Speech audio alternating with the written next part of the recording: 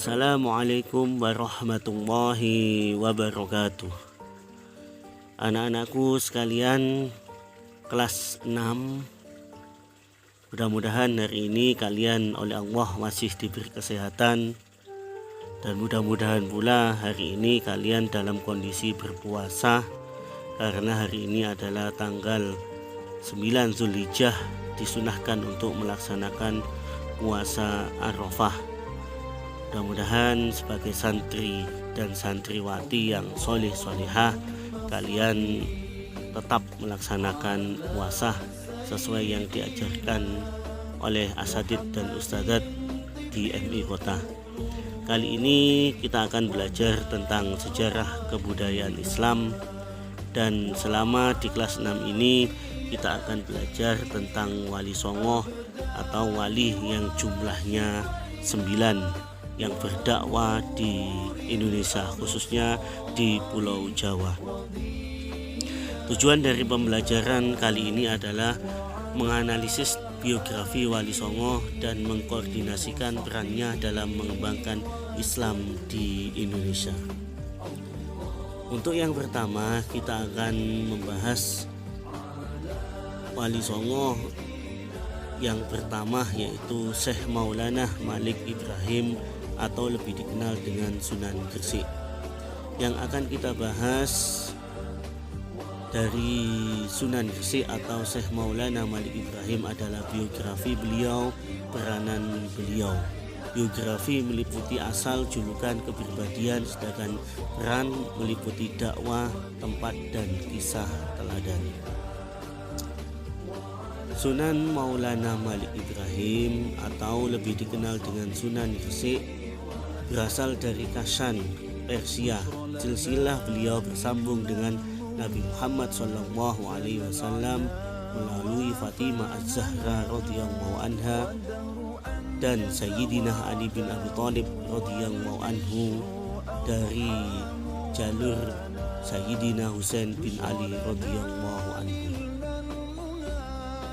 Jadi boleh dikatakan Sunan Maulana Malik Ibrahim ini adalah seorang habaib atau keturunan dari Rasulullah SAW.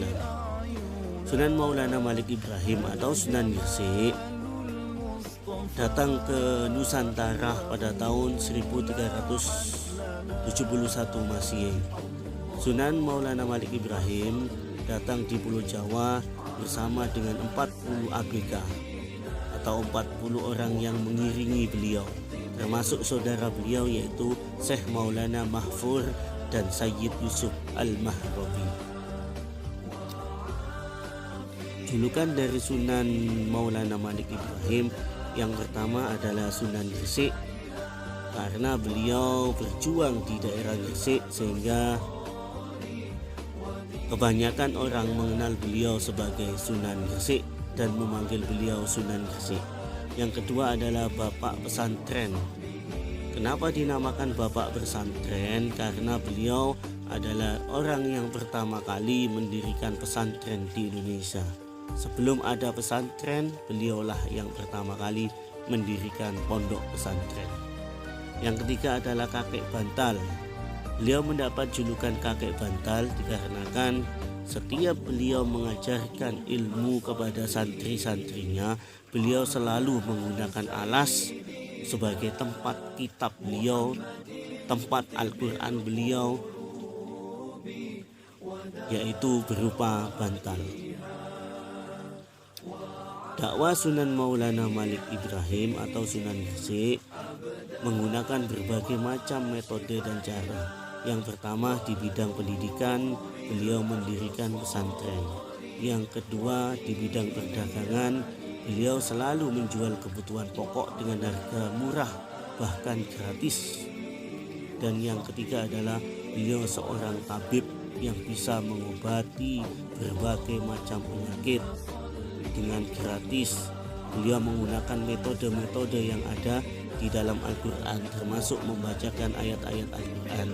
Beliau berhasil mengobati masyarakat sekitar, bahkan seorang raja dari Majapahit beliau berhasil mengobatinya. Dan yang keempat adalah Di bidang pertanian, beliau ahli dalam bidang pertanian, beliau mengajarkan sistem irigasi, bahkan beliau juga mengajarkan membuat tambak ikan.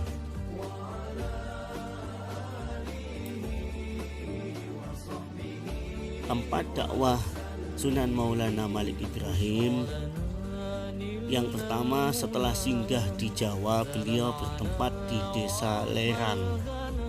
Di sana beliau membangun masjid Pasucinan dan juga pesantren.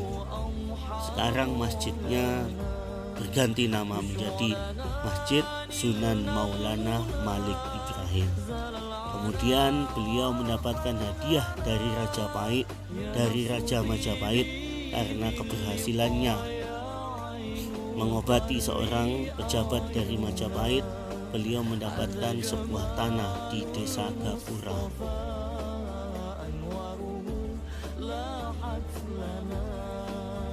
Selanjutnya, Sunan Maulana Malik Ibrahim setelah berjuang selama 40 tahun di tanah Jawa, akhirnya beliau pun wafat pada tanggal 12 Rabiul Awal, sama dengan wafatnya Rasulullah, tanggal 12 Rabiul Awal tahun 882 Hijriah, atau bertepatan dengan 8 April 1419 Masehi.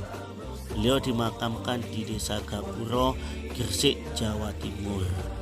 Dan insya Allah sampai saat ini makam beliau banyak dikunjungi oleh warga sekitar, bahkan seluruh Jawa, bahkan ada yang berasal dari seluruh Indonesia, atau bahkan ada yang berasal dari luar negeri. Kepribadian beliau atau nilai positif yang dapat kita ambil dari beliau, yang pertama adalah beliau melakukan dakwah secara bertahap, mulai dari mengajarkan sesuatu hal yang kecil sampai sesuatu hal yang besar. Beliau tidak langsung mengajarkan sesuatu yang sulit, tapi bertahap melalui yang mudah, sedang sampai yang sulit. Beliau gigih dan tangguh dalam berdakwah, pantang menyerah walaupun halangan dan rintangan menghadang. Yang ketiga, beliau selalu santun dan dermawan dalam berdakwah. Bahkan beliau sering memberikan dagangannya kepada warga sekitar. Beliau sering melakukan pengobatan gratis. Yang keempat, beliau toleran dan selalu menjalin hubungan baik antar sesama. Beliau tidak pernah menyalahkan tradisi atau budaya yang ada di tanah Jawa. Bahkan beliau mengubah budaya itu menjadi lebih Islami. Mungkin hanya itu kali ini materi di bab pertama. Untuk materi selanjutnya yaitu kisah teladan atau karomah dari Sunan Maulana Malik Ibrahim. Kita akan membahasnya minggu depan. Sekian, terima kasih, matur nuwun, tetap jaga kesehatan, tetap semangat, dan juga jangan lupa untuk tetap melaksanakan 5M. Insya Allah pandemi akan segera berakhir, kita akan belajar, bertemu lagi di madrasah tercinta. Wallahul muwaffiq ila aqwamit thoriq. Wassalamualaikum warahmatullahi wabarakatuh.